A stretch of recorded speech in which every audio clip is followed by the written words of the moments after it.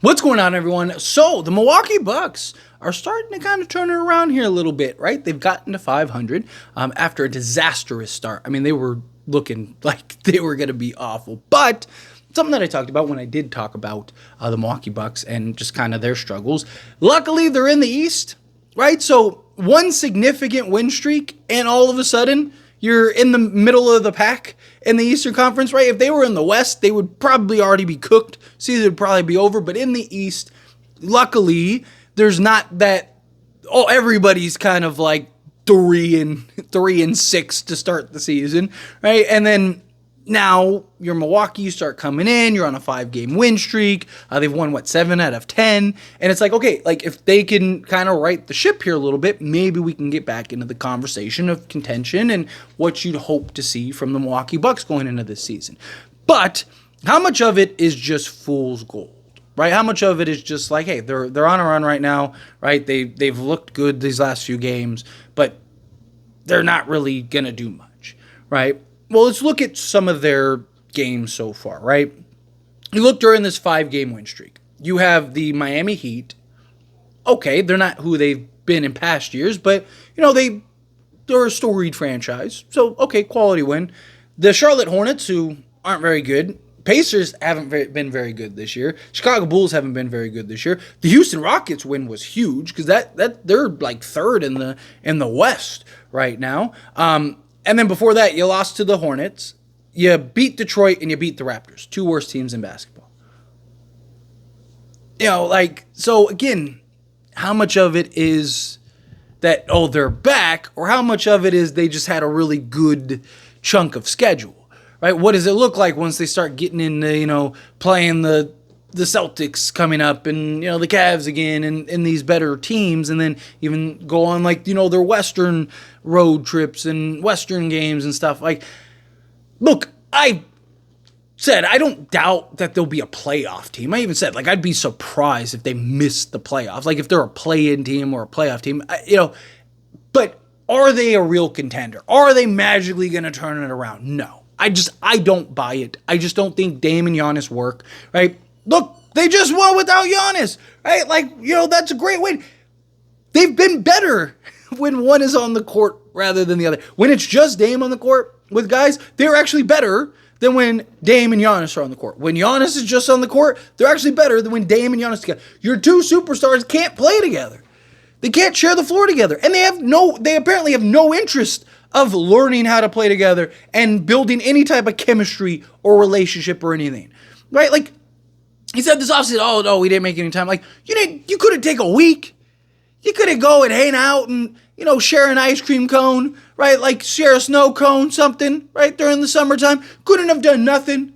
Went and, did with Barbieheimer, whatever. I think that was a year ago now, but you get my point, right? You couldn't have went and shared a movie, done anything to just build some chemistry, build some camaraderie. No.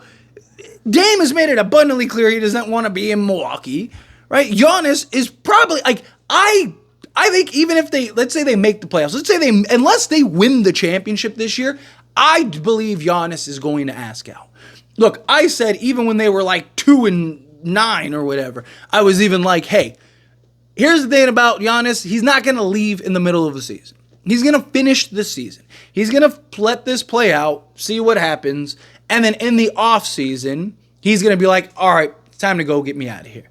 And Milwaukee's already said they're not going to trade him, unless he asks. But if he asks, they will trade him. So if they don't win a championship this season, especially if they lose in the first or second round, maybe if they make the conference finals, right? And it's a hard, let's say you lose to Boston in a hard 7, and it's man, we're a piece away from being there. If we could just go get, a better 2-guard or something, right? Boom, we're there, right? Sure, maybe he'll stay around, but I think this is the last season you're seeing Giannis in a Bucks jersey.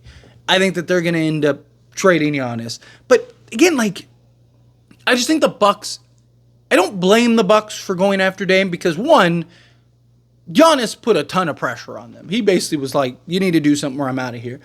2, the idea of Dame and Giannis, the paper idea is man, that is terrifying. But like I said, when that trade happened. Like, we've seen a lot of paper trades, a lot of paper teams that have looked great. I talked about, like, with the Suns last year. People were like, just give them the championship. They're best team in the league. Why are we even going to play a season? They're going to win the NBA championship. That's unfair. Bradley Beal, Devin Booker, Kevin Durant. And I was like, what are we talking about? They have no size, no defense. Can Bradley Beal, Devin Booker, and KD even play together? Like, they're three of, like, the exact same player, just at different scales, right? Like, and I was like, the roster makes no sense. None of that. And what happened? They got ran through last year, right? They were terrible. Worst fourth quarter team in the league, like all of that. With Kevin Durant, Bradley Beal, and Devin Booker. Now they have looked better this season, but only with Kevin Durant. And because Kevin Durant is having, like, they were like 8-1 or 8-2, I think, because they just lost with Kevin Durant. So like 8-2 with Kevin Durant, but they're like 1-9 or something like that, or 1-8 or whatever without Kevin Durant. All right, so again, they're still not a good basketball team. It's just Kevin Durant is so good, and then you add the other guys, and it's the regular season, right? We saw they were like the 5th seed in the regular season last season, and then they got to the playoffs, and it was like, okay, that was play for real, and they didn't win a game, right? Like, that's kind of what I see, like, with Milwaukee, right? Again, you can put names on paper. They have to work. They have to want to work, right? Look, I'm a Laker fan. Lakers have had a lot of teams on paper over the years that you were like, wow, give them the championship now. And they didn't win it. I mean, Steve Nash, Dwight Howard, Kobe Bryant, Pau Gasol, Ron Artest, or Metta World Peace at that time, right? Like, and they were a first-round exit, right? Like, it took Kobe tearing his Achilles to just get them into the playoffs, right? Lakers, I mean, Gary Payton, Karl Malone, Shaquille O'Neal, Kobe Bryant, Devin George, right? Like, yeah, they made the finals, but they got ran through. They won, what, one game?